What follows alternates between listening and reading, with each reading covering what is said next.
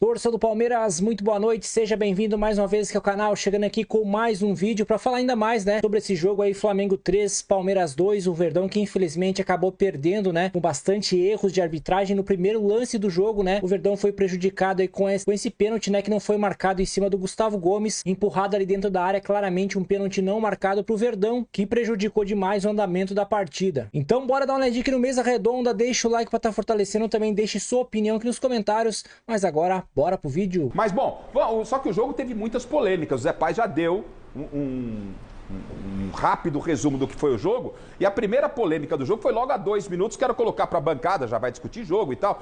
Foi o lance aí do Gustavo Gomes com o Jorginho. Deixa eu ver esse lance aí, ô Fini, pra gente já colocar em discussão aqui, ó. Escanteio, 2 minutos. O Jorginho, claramente com as mãos nas costas, tá aí, ó. Vai lá, empurra Gustavo Gomes. Ele nem disputa a bola, né? Pra mim, existe alguma polêmica nesse lance? Foi pênalti? Porque dá pra entender como o Wilton Pereira Sampaio não deu pênalti nesse lance? Fique à vontade pra dissertar sobre o lance. Eu acho pior do que o Wilton Sampaio, muito pior do que o Wilton Sampaio, o Caio Max, Sim. Que é o comandante do VAR, que tem a chance, a prerrogativa de ver o replay em vários ângulos. Ele em 20 segundos chamaria o Wilton e falaria: Wilton, é bom você dar uma olhadinha aqui, porque aconteceu um negócio que acho que você não viu aí, hein? Vem dar um pulinho aqui, vem. E aí, cara, era simples. Mas, Alex, pior que o árbitro, o VAR, é o jogador, quando faz um pênalti desse, fala que não foi nada. Mas você tá exigindo Aí demais. Jorginho vai e fala... Aí você tá exigindo demais. Não, mas tu, porra, não dá pra ficar... Não pode perder o tempo de bola como o Jorginho perdeu dessa forma e foi pênalti claríssimo. Frota, nesse lance, você estava assistindo o jogo aonde? Na sua casa? Assistindo em casa. Não, se fosse contra o Flamengo, se fosse ao contrário, eu ia pedir pênalti, claro, entendeu? Quando você viu o lance, ainda sem saber que seria chamado o VAR, o que você falou? Você Não, falou, eu Jorginho? fiquei preocupado, eu achei que era pênalti. Falei, pênalti, né? Empurrou o cara, né? Mas mais do que tudo isso, a gente tem que entender que a cada partida sempre tem essas reclamações, né, voltadas da arbitragem. A gente tem um sério problema aqui, e não é de hoje, não é de ontem, não é do ano passado. A gente tem problema com a arbitragem. Um dia para o Flamengo, outro dia para o Corinthians, um dia para o Palmeiras, um dia para o São Paulo. Entendeu? A gente tem esse problema aqui. E é um problema que tem que ser resolvido, porque não tem Não tem uma forma. Uma harmonia, uma fórmula. Não tem uma fórmula. Critério. Não tem uma forma. Cada hora é uma coisa. Porque cada árbitro apita da sua forma. E aí acaba. Tem árbitro que deixa correr o jogo, tem aquele que fica segurando. Paulo, o Alex disse aqui na primeira intervenção dele, sobre a narrativa que foi criada e é do futebol. Tivemos data FIFA no final de semana passado. Limites, tá, Gafa? Aí no outro domingo, tivemos um Palmeiras e São Paulo. Você tem o lance, Fini? Você tem o lance na ponta da agulha aí? Não, ali foi, né?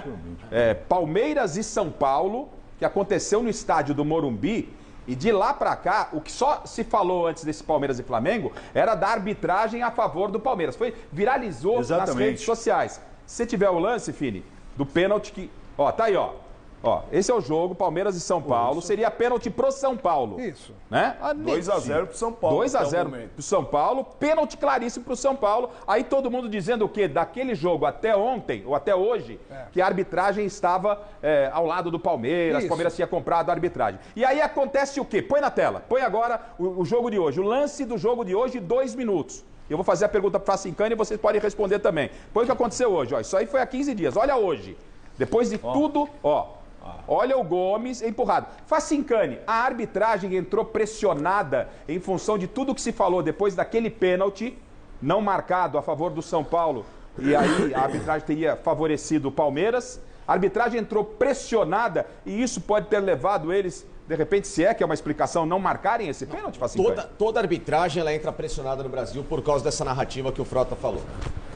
A cada rodada há um grito, seja do Palmeiras, do Corinthians, do São Paulo, do Flamengo, do Vasco, todo mundo esperneia e, obviamente, que isso gera uma pressão no próximo jogo. Principalmente quando perde, né? Exatamente. Agora, o que não existe aqui no Brasil é um trabalho mental e, em especial, mais do que mental, um trabalho de critério para se apitar jogo de futebol que tenha a mesma linha do que hoje é a excelência do futebol, que a gente pode ver na Inglaterra, na Espanha, na Alemanha, é empregado.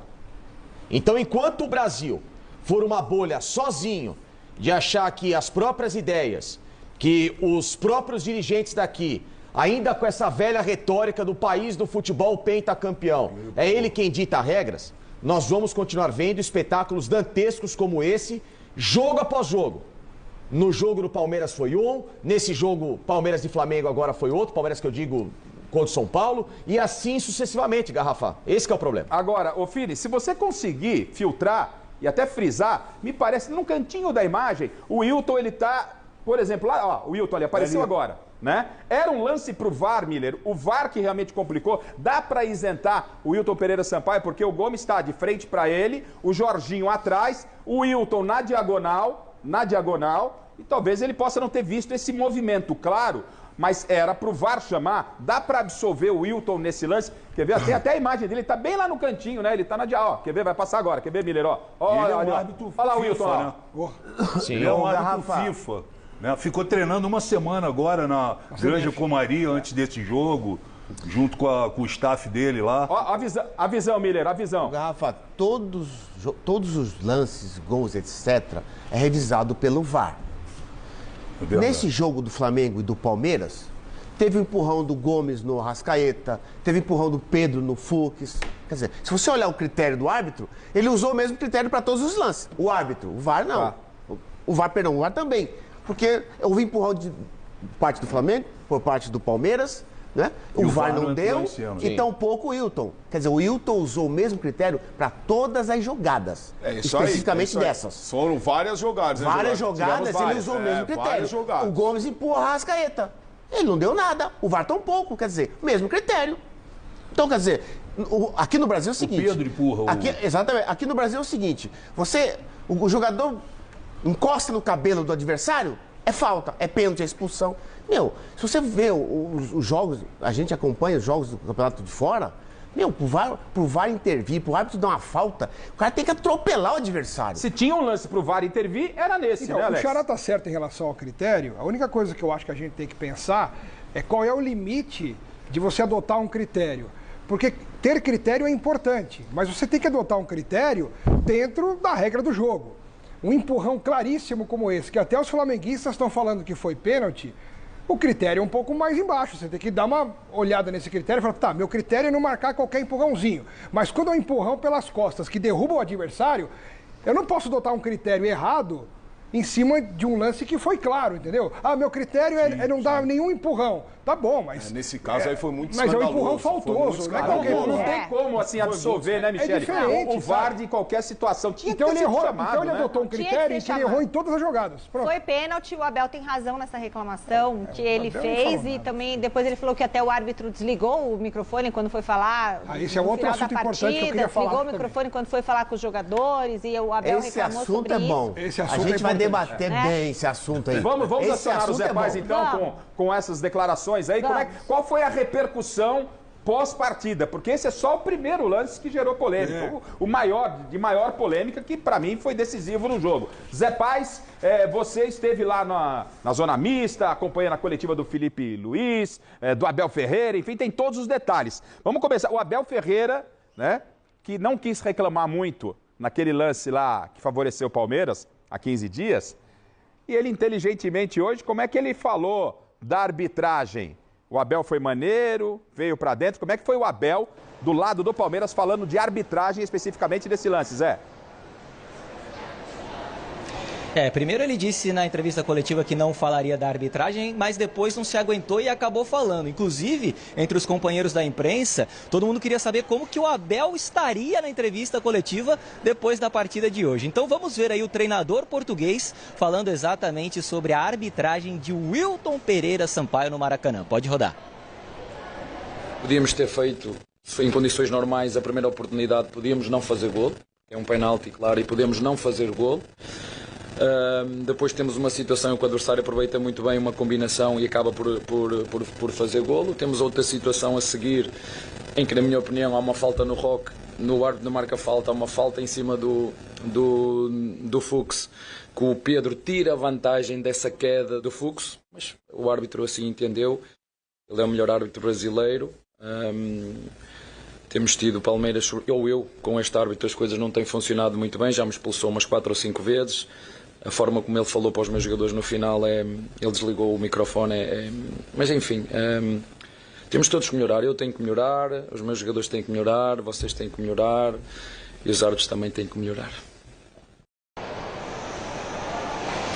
Tá, e o Abel, daqui a pouquinho vocês vão comentar, viu, Garrafa? Mas o Felipe Luiz, técnico do Flamengo, e o José Boto, diretor de futebol do Clube de Regatas do Flamengo, também falaram sobre a arbitragem na zona mista, na entrevista coletiva, e a gente confere agora o que esses dois personagens falaram sobre o Wilton Pereira Sampaio e toda a arbitragem no Maracanã. Pode rodar. O momento da substituição foi um erro mais nosso do que de comunicação entre nós do que do árbitro. Mas não sinto que nenhuma equipe foi prejudicada hoje pela arbitragem. E convenhamos, se tem alguém que não pode reclamar de arbitragem é o Palmeiras. Então, para mim, justo o resultado. A arbitragem foi uma arbitragem sem casos. Não foi a melhor arbitragem, não foi. Houve muita falta que o árbitro não nos deu e que devia ter dado, muita falta. Eu estou-me a lembrar de 3 ou 4 faltas sobre o Arrascaeta, feitas quase sempre pelo mesmo jogador e não sei o cartão. Agora, em termos de casos, não houve. E se alguém está a reclamar, é porque não está habituado a não ser ajudado. Tá? Obrigado. Tá, então a palavra do Felipe Luiz, a palavra também do José Boto, e o único jogador do Palmeiras que passou na zona mista foi o capitão Gustavo Gomes, que foi perguntado se ele sofreu pênalti ali no comecinho da partida, logo aos 2 minutos desse super jogo no Maracanã. Vamos ver o que o Gomes disse. Como eu falei, fica em campo isso, se vocês querem puxar as câmeras, as imagens aí onde ele fecha o microfone, mas faz parte disso. Eu acho que ele errou, mas é ser um ser humano também, pode errar. Mas o que deveria mudar é o caráter, né? Tipo, de ser um pouco mais humano. Falei, sostenho aí, né? Acho que é um dos mais soberbios do futebol mundial. Tem que ser um pouco mais humilde, porque a gente tratamos de respeitar o árbitro. A recomendação sempre dos diretores da arbitragem é isso. Nós tratamos de conversar na boa. Eu tenho boa relação com a maioria dos melhores árbitros, como Klaus, Aronco, etc. São os caras que conseguem conversar bem. Mas, como eu falei, fica em campo. Já passou, agora pensar no próximo jogo.